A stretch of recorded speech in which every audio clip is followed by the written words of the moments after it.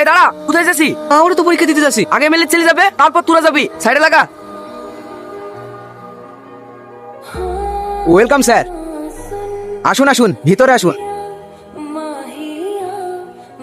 আমার খাতা গেলেন কেন? এখানে পরীক্ষা দেওয়া হচ্ছে না ফাজলামো করা হচ্ছে? আমি তো পরীক্ষা দিচ্ছি। পরীক্ষা হলে বই থেকে দেখে লেখা হচ্ছে। এটাই যা পরীক্ষার হল থেকে। আপনি কিন্তু ভুল করছেন। কোনটা ঠিক আর কোনটা ভুল সেটা কি তোর কাছ থেকে শিখতে হবে? আপনি আমাকে চেনেন না। আপনি জানেন আমি কার ছেলে?